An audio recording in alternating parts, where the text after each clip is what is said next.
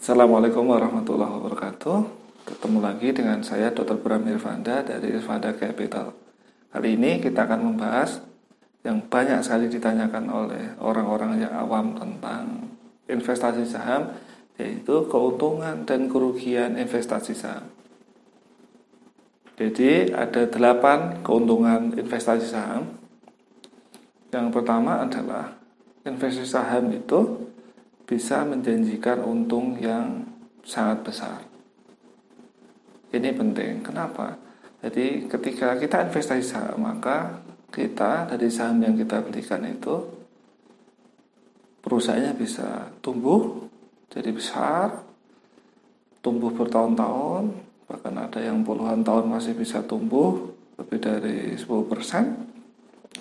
Maka harga sahamnya juga akan mengikuti pertumbuhan itu.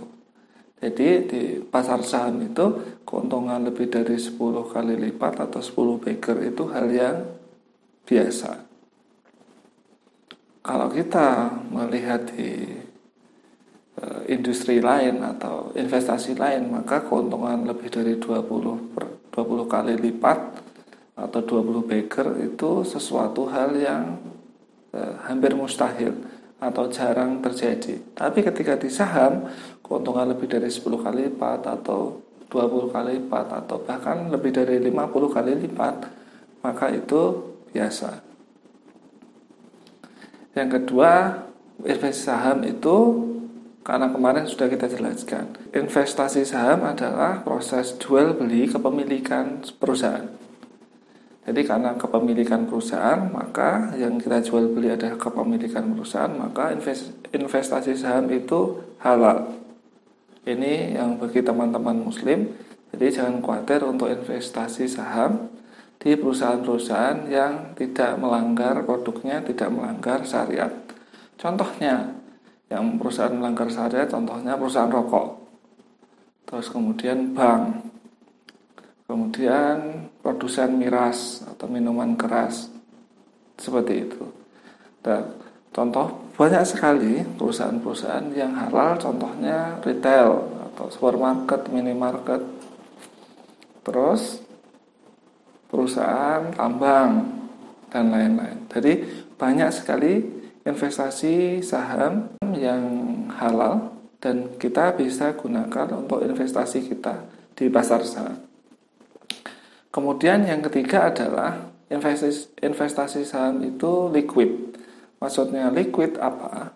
Jadi seumpama kita butuh, contoh kita punya investasi saham 10 miliar di pasar saham, terus kita butuh 10%-nya saja atau 1 miliar, maka bisa kita ambil dari saham itu 1 miliar dalam waktu sekitar 1-3 hari, maka sudah bisa kita dapatkan.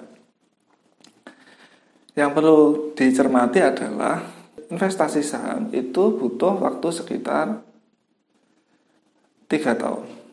Ada orang-orang yang bilang 2 tahun, tapi untuk amannya perlu 3 tahun. Jadi yang terbaik adalah 3 tahun itu uang yang kita gunakan itu uang dingin, sehingga ketika kita butuh sesuatu dan crash, contoh kita butuh sesuatu dan market sedang crash, maka kita tidak menjual saham di harga murah. Jadi saham itu liquid, tapi sarannya yang terbaik adalah kita membeli saham dengan uang dingin yang tidak kita gunakan sekitar 3 tahun. Kemudian berikutnya adalah pajak di transaksi saham itu murah. Kalau kita tentu tahu kalau investasi properti itu sekali jual beli itu besaran pajaknya sekitar 10%. Di investasi saham jual dan beli sekitar 0,6%. Jadi bedanya sangat jauh investasi saham dan investasi properti. Kelima adalah biaya transaksinya murah. Jadi sekali transaksi kita beli itu sekitar 0,2, sedangkan 0,2% dari dana beli pembelian kita, sedangkan transaksi jual itu sekitar 0,3 sampai 0,4 dari transaksi yang kita lakukan. Kemudian investasi saham itu membutuhkan biaya atau modal atau dana yang kecil, relatif kecil daripada kita investasi bisnis, untuk bisnis bikin pabrik itu besar. Terus investasi properti kan besar. Jadi investasi saham itu butuh kecil, dan sekarang sekuritas di Indonesia sudah banyak yang di bawah 1 juta sudah bisa transaksi saham, sudah bisa buka akun saham. Jadi modal awalnya untuk transaksi saham murah. Kemudian investasi saham adalah bisa dari mana aja. Jadi orang di suatu kabupaten di Sulawesi atau di Papua itu punya modal yang sama dengan orang-orang di Pulau Jawa atau Jakarta. Karena mudah sekali kita dapatkan data-data tentang perusahaan itu melalui internet. Terus yang terakhir, yang ke-8 adalah investasi saham itu menjanjikan investasi yang kebal inflasi. Kenapa seperti itu? Ketika kita membeli saham perusahaan, maka perusahaannya akan tumbuh. Inflasi itu akan mengurangi daya beli. Tapi ketika perusahaan ini benar-benar tumbuh dan kita bisa memilih perusahaan yang bagus, maka pelipat gandaan modalnya dari perusahaan yang kita invest itu bisa mengalahkan inflasi. Jadi investasi saham itu menjanjikan kebal inflasi. Itu 8 keunggulan atau kelebihan investasi saham. Sekarang kita ke 4 kelemahan investasi saham. Yang pertama adalah potensi kerugian dari investasi saham bisa sangat besar. Nah, ini penting. Kenapa seperti itu? Nanti kita bahas yang kedua. Tapi ada kemungkinan kerugian investasi saham itu lebih dari 50%. Bahkan bisa hangus sama sekali, habis.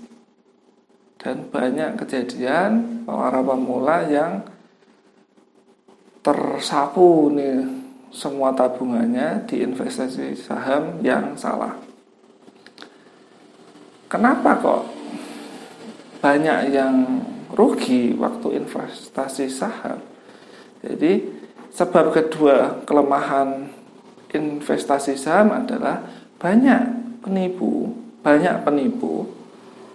yang menjual perusahaannya di bursa saham. Jadi banyak penipu yang melakukan IPO dan menjual sahamnya di Bursa Efek Indonesia.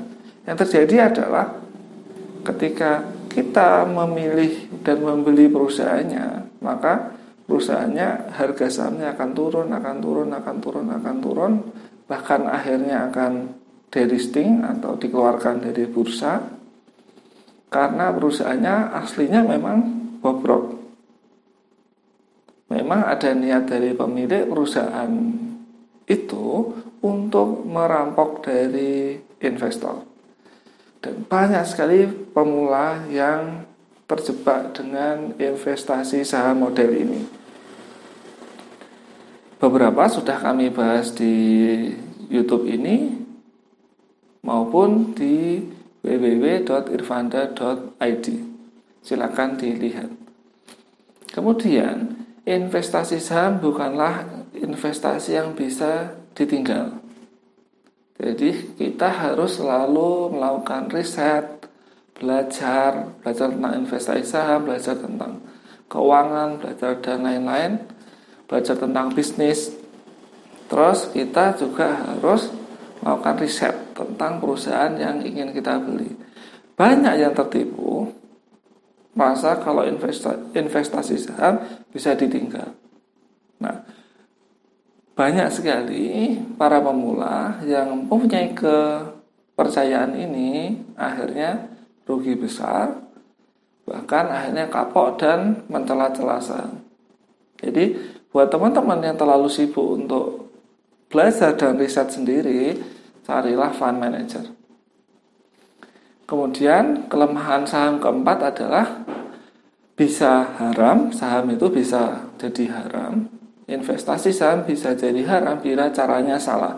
Contohnya, ada investasi saham dengan margin atau dengan utang riba atau utang berbunga dari sekuritas. Maka itu jadi tidak halal lagi, jadi haram. Terus, kalau kita spekulasi di pasar saham, bila kita spekulasi maka masuknya jadi gharar, dan itu juga dilarang. Kemudian ada banyak hal, contohnya kita memakai derivatif atau melakukan transaksi derivatif, put option dan lain, dan itu pun juga haram. Jadi seperti komoditas lainnya, seperti bisnis lainnya, jadi investasi saham juga bisa menjadi haram ketika cara melakukannya salah atau tidak sesuai dengan syariat Islam. Jadi itu 4 kelemahan investasi saham. Bila ada pertanyaan terkait investasi saham, silakan tulis di kolom komentar di bawah. Terima kasih atas perhatiannya. Assalamualaikum warahmatullahi wabarakatuh.